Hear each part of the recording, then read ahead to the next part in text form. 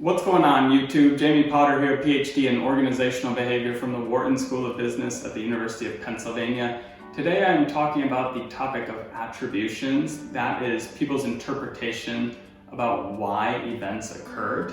And although this sounds kind of boring and academic and arcane, it's actually a really practical topic in a lot of ways because our attributions about why events occurred determine our reactions to things, particularly our emotional reaction. And by way of example here, let's say that a colleague one day is kind of mean to me early in the morning. I say something and they're kind of rude or mean to me. I can broadly have two attributions for that. I can have what's called an internal attribution or an external attribution. An internal attribution would be that this person was mean to me and I say, oh, it's kind of because they're a mean person or it's something that they're dealing with in their day. Whereas an external attribution would be, what did I do wrong? I must have done something wrong to sort of tick them off or make them mad at me. And as you can already kind of tell, whether I internally attribute an event or externally attribute an event really will determine how I react. If it's an internal attribution, I go, oh, that colleague is having a bad day, or just kind of having a bad month, or is dispositionally grumpy in the morning, I might try to help them. Or I might do other things like also avoid them in the morning or just learn from it. But generally that would be very different than if I externally attribute it, meaning I say, oh, this must be my fault, it's something I did, in which case I might start to feel guilty or try to fix things or be worried about my job or worried about how other people interpret me.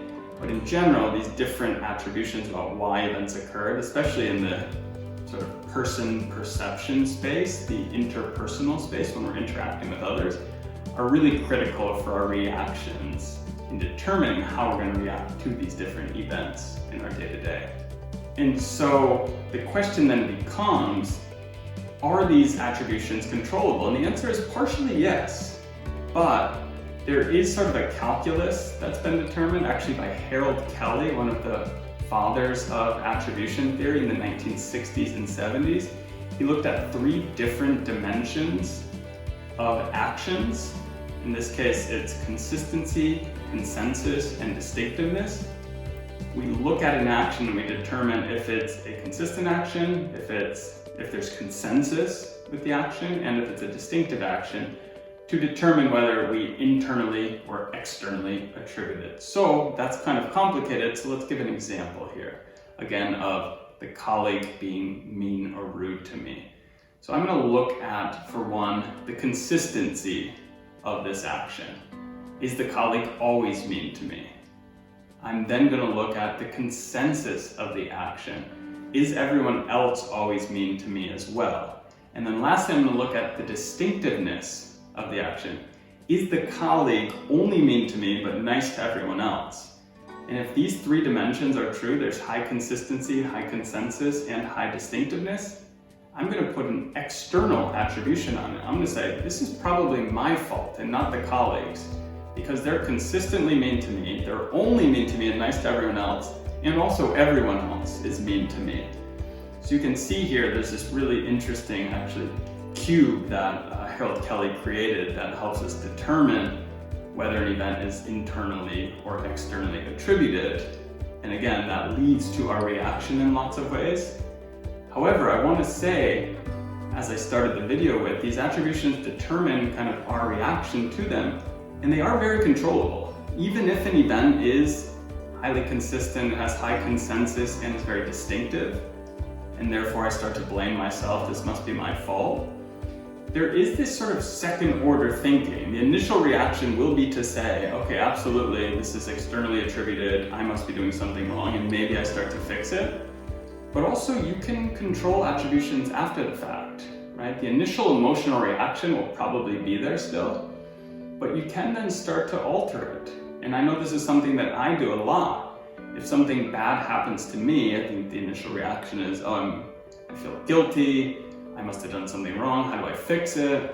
But sometimes I also shift it and say, I don't think I did anything wrong. Maybe the other person's having a bad day, maybe I should help them in some way.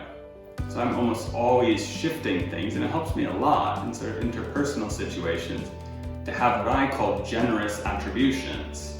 You know, I'm not saying, oh, I must have done something bad, this is going to be weird. No, I must, if someone is sort of mean to me or doesn't like something I did, I often think, well, maybe they're having a bad day, maybe I can help in some way, rather than blaming myself and sort of straining the interactions going forward. So I hope this science behind attributions is kind of interesting, that there are these three dimensions that determine whether we internally or externally attribute an event. And then that determines our reaction, especially our emotional reaction to things, but also keeping in mind that after this initial reaction, our cognition can take over and we can sort of alter that attribution to be more generous or beneficial so that we're less upset, and that it also leads us to help other people rather than sort of distance ourselves from others because we're blaming ourselves and saying I did something wrong. So again, hope that is interesting research. Attribution theory is one of my favorite topics that I read a lot about during my PhD.